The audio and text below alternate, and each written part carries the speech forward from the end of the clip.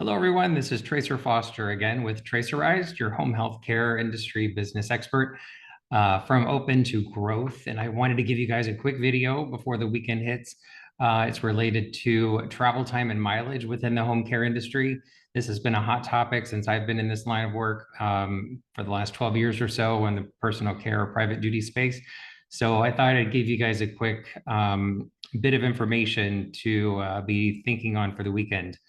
I chose this background just because it's obviously a really cool looking car. I actually saw it when I was out doing some sales and marketing calls in Naples, Florida, about 10 years ago. And it was an assisted living facility. And I just thought it would make a really cool backdrop for today's call about travel time and mileage. Of course, you can see our little friend there in the reflection of the car door who's sitting out and enjoying her afternoon outside. So thought it was a really cool picture to include.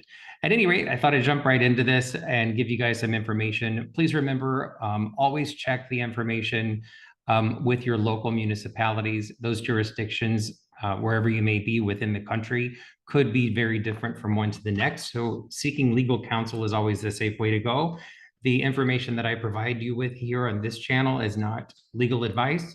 I am not an attorney, but I have run several offices where I've had to consult with many attorneys, and I've had people look into this particular topic for me today. It's actually a payroll company provider, and they had some attorneys because I had the question of how they calculate this within their system. And so they came back with their answers that they received from their legal department or legal team. So I wanted to share that with you. Please forgive me. I probably will be doing some reading here, but this will be a quick video. I just want to be able to get you this information so that you can think about it. And by the way, I didn't know this. I thought that travel time had to be paid at federal minimum wage at a minimum, which is $7.25 an hour. However, what I'm hearing is that travel time technically should be paid at the regular working wage. But that's where your local attorney can help you determine what that rate should be. If it's either a flat amount or a predetermined rate, as long as you're in compliance and an attorney says you're good to go, then you should be fine with whatever rate they work out with you. So keep that in mind as you're going through this. And I'm going to give you 3 different scenarios that kind of make you see what you're probably going through within your agency every day with all the different caregivers you have going out to different homes. And, knowing that each and every home is a workspace for each caregiver, hopefully these examples will help clarify some of these things for you. So let me go ahead and get started here. There is the U.S. Department of Labor has a federal rule called the portal to portal rule. What that means is that it's the same thing as when you or I go get in our cars, drive to work all day, and then drive home. Or if we even leave for the day and go out to lunch. None of that time that we spend driving to and from work is considered compensable time. It's just not. So that's the same that holds true for our caregivers, our non-exempt employees as well. So they won't get paid going to the first client. They won't get paid going home from the last client. But if they have more than one client in a day and they're driving directly from client to client, then that is considered compensable travel time. And that's what I want to get into here. So with the portal to portal rule, no payment for travel time to work and from work, but multiple clients, yes. So here we go. I'm going to read this part.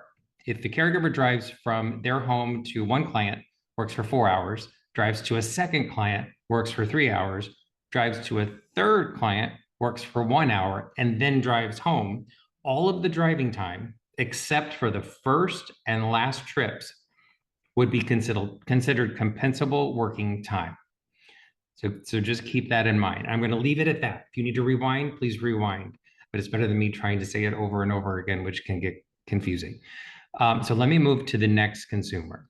This is a situation where you might have a gap in your day, or the caregiver may have a gap. This one is where if a caregiver drives from their home to a client, works for 4 hours, then they drive home and they're off duty for another 4 hours. Then they drive to another client and then works 4 hours, and then they drive home again. Then the argument could be made that none of that time would be considered compensable because they got to go home for a significant time period between cases. Again, this is where your attorney can help you out. It's to determine whether or not that is a strong enough argument to be made not to have to pay the travel time because they've gone out on two separate occasions with a big gap in between. Um, Now, something else for you to think about is if you are paying it the travel time, which technically again you should be paying, but again seek counsel to confirm in your area. But this again is a federal rule, so there just may be some idiosyncrasies within your particular location that you just need to get figured out with an attorney. But please be careful either way, no matter what that pay rate is, just be cognizant of the fact that if you are paying that travel time, it is counting toward their working hours, which means that could put them into overtime. So if your payroll system doesn't calculate that automatically for you, that's something you need to be watching because usually there's a blended time because these are non-exempt employees that I'm referring to. Let me clarify that if I didn't from the beginning. Non-exempt hourly employees is what I'm referring to.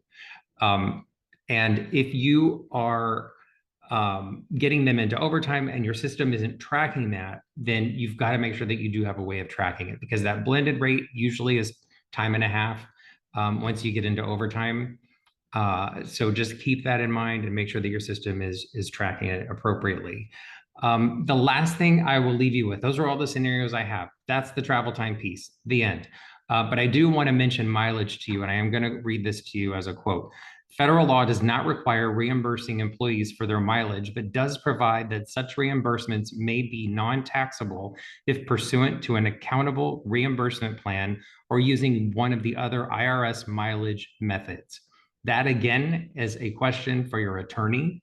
But I wanted to provide all of this because it is such a hot topic in the home care industry. And from my past experience, I know what we have done is that we had actually paid something for mileage before, but not the travel time.